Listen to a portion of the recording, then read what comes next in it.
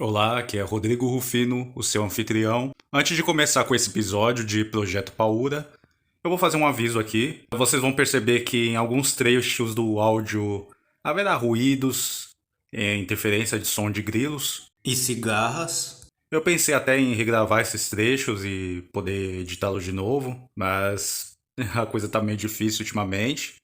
E eu gravo o áudio para o programa em momentos oportunos, em momentos em que eu posso fazer isso, quando eu tô mais sozinho, quando a rua tá mais silenciosa, quando a casa está mais silenciosa, né? No caso desses trechos com grilos, foram momentos que eu gravei no começo da noite e acabaram entrando no áudio e eu tentei apagar, eu tentei diminuir esses ruídos desses trechos. Eu não gravei de uma vez o áudio, né? E aí o que que acontece?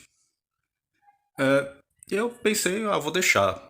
Eu vou ter que mudar a minha rotina de gravação desses programas, gravar mesmo só de dia, né? Apesar da rua não ser das mais silenciosas. Mas ter esse ruído de fundo é chato mesmo, né? Mas vai ser mais por esse programa. Os demais que vierem depois deste programa, vou tentar, dentro do possível, gravar mais durante o dia, com menos interferência sonora. Eu não precisava fazer esse aviso, mas, né, de repente, geralmente sempre aparece alguém que comenta alguma coisa, né? E eu já tô deixando avisado. Mas agora fiquem com o episódio 18 do Projeto Paola. Vocês vão gostar. É a continuação dos relatos em áudio enviados pelo meu amigo Ailton. E vamos lá.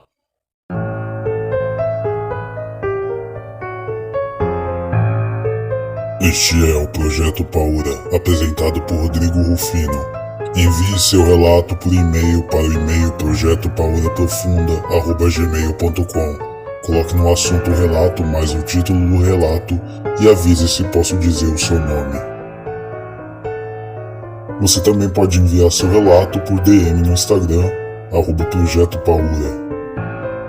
Ou também por comentários nos vídeos do canal no YouTube para eu fazer um apanhado de relatos para ler futuramente. Fique agora com o relato de hoje.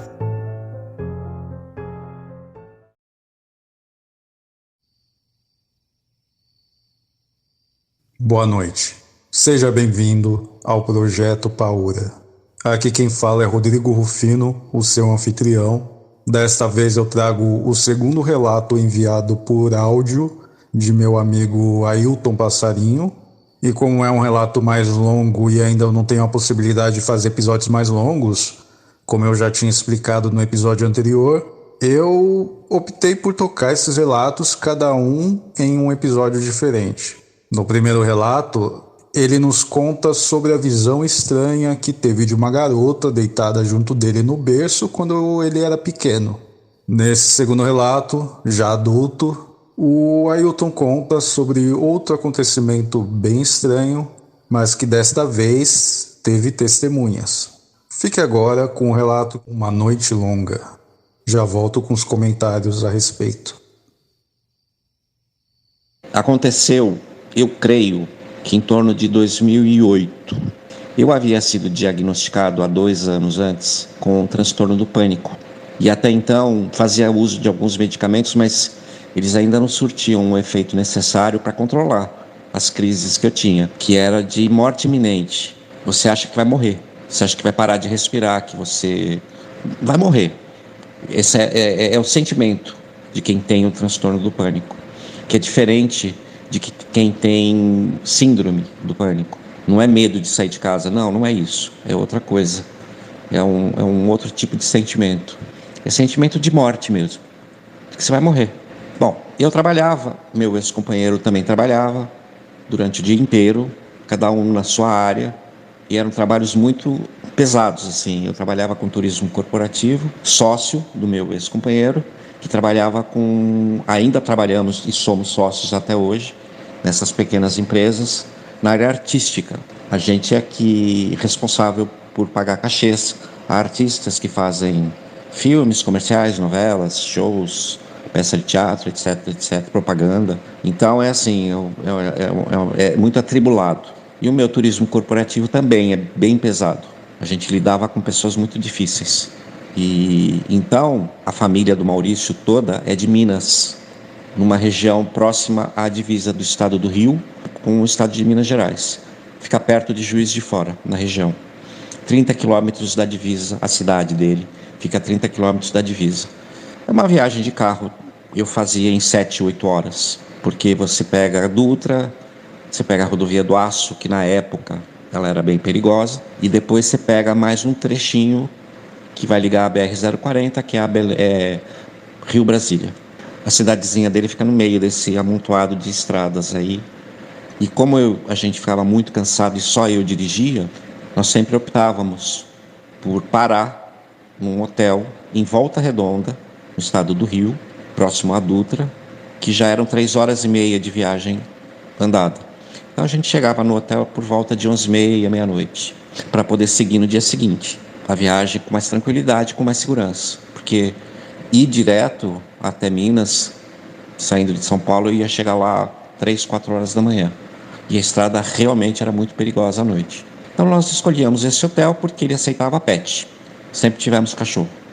Pegamos o quarto triplo, porque estávamos eu, Maurício e o irmão do Maurício. Eles dormiram, cada um de nós dormimos numa cama, eu fiquei na cama do meio. E eu tive, determinado momento da madrugada, eu creio que era 1h30, 2 horas da manhã, uma dessas crises de pânico, que até então eu não sabia lidar com ela. Eu não sabia como lidar. Hoje eu sei, eu nem tomo medicamento mais para isso. Eu tomo medicamento só para dormir. É o único que eu tomo para dormir, que é o clonazepam, o Rivotril, normal. Só. Os demais eu parei. Eu fiz terapia, eu passava com um psiquiatra, até que eu aprendi a lidar com o transtorno. Nunca mais eu tive uma crise. Depois que eu aprendi a lidar, nada mais nada menos que você se autoafirmar. Você não vai morrer disso. Você está tendo uma crise psicológica. Ponto. Acabou. Nunca mais eu tive. Porém, nessa noite, que eu ainda não tinha esse tratamento todo aí, e essa autoconfiança, eu tive uma crise grave no hotel. E eu não queria acordar os dois. Mas também não queria sair do quarto, porque a minha reação imediata era procurar um hospital, porque eu achava que ia morrer. Mas não era nada disso. Então, eu me enfiei debaixo do chuveiro. E lá fiquei até me acalmar um pouco. A respiração voltar ao normal, os batimentos cardíacos voltarem ao normal, a pressão abaixar, porque a pressão subia. E eu fiquei embaixo do chuveiro durante pelo menos meia hora. Consegui me acalmar um pouco, mas não muito. E mesmo assim, não conseguia dormir. Sentei na cama e foi aí que eu senti no braço direito e no braço esquerdo. Sabe quando você mede pressão com esses aparelhos que você bota aquela borracha na altura do braço, não do antebraço, mas do braço, que é aquele eletrônico que estufa a borracha e aperta o teu braço? Eu senti 2 mãos, uma em cada braço, me apertar. Senti que eu deitei e apaguei completamente, com as 2 mãos me segurando. Eu desmaiei, na verdade. No dia seguinte, eu acordei, sentado, com o Maurício e o Sérgio, o irmão dele, também já falecido, sentados de frente para me olhando, e eu sentado olhando para eles. E eles, tá tudo bem? Eu falei, tá tudo bem. Eu ontem não passei muito bem, tive uma crise de pânico rápida, mas eu dormi rápido também, e estou acordando aqui agora, ótimo. Eles me olharam um para a cara do outro e falaram, não, você não dormiu.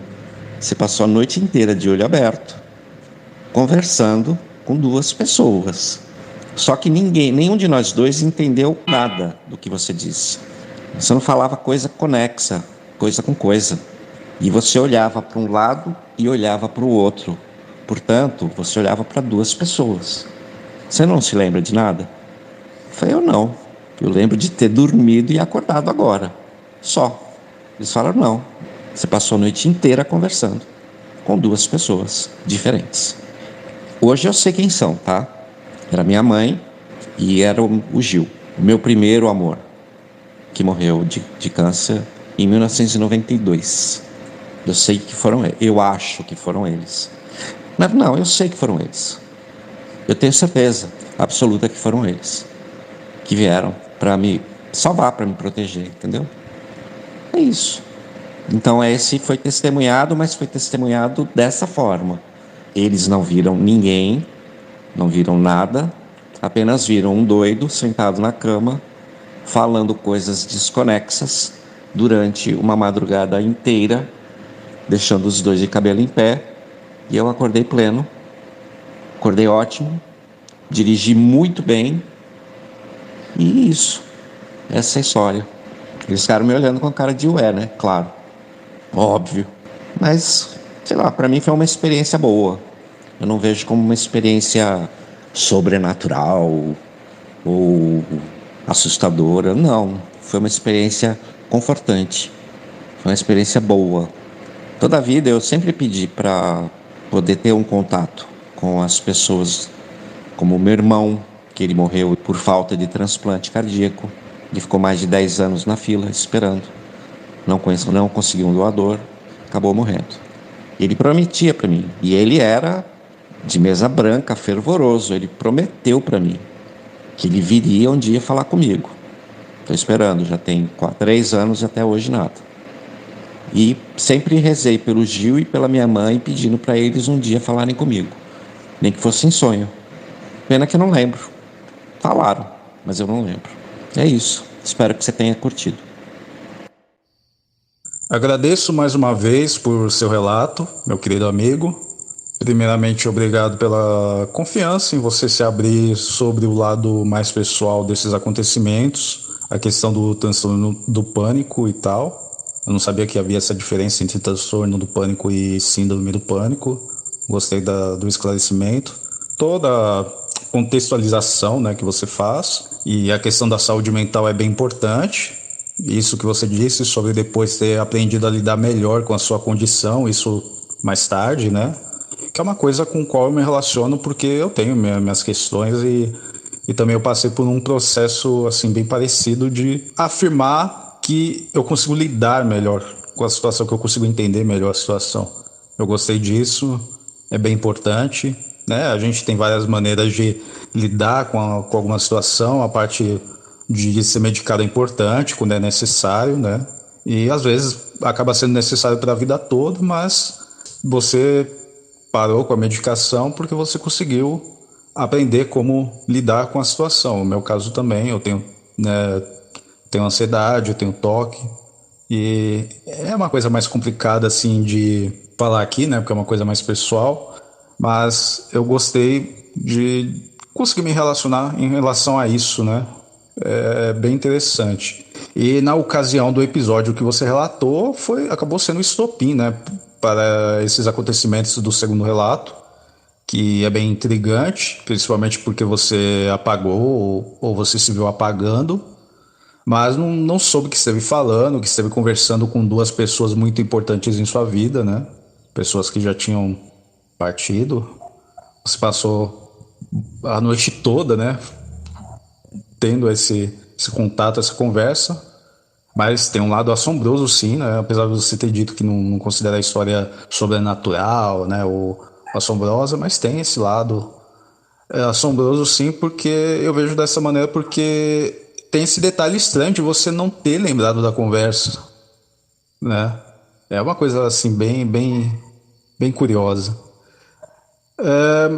Mas, porém, como você mesmo disse, é como se as 2 pessoas o protegessem naquele momento de crise. É uma história que tem um lado bonito, na verdade. É uma história que tem um lado assombroso, sim, mas é uma história essencialmente mais bonita. Bom, eu agradeço a você pela confiança de ter enviado para mim este relato, os 2 relatos, né, na verdade, o do programa anterior também. E eu espero que o meu programa, esse humilde programa, tenha feito jus à sua confiança para enviar este relato. Tá bom? Te agradeço mais uma vez, meu querido.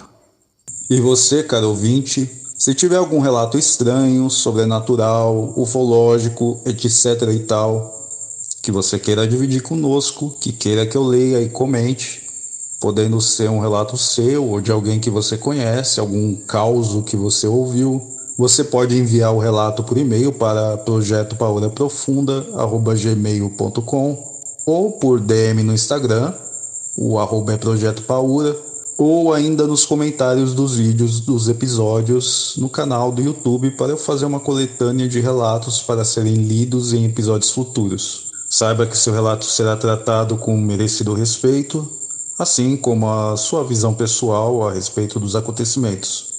Se está chegando agora no Projeto Paura no Spotify, peço que siga o podcast e o avalie com 5 estrelas após ter ouvido pelo menos um episódio.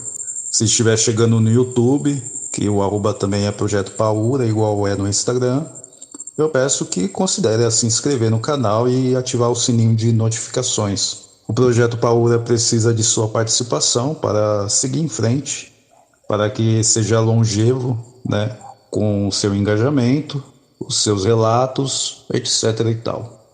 Agradeço a sua presença, volte sempre e tenha bons sonhos, se puder.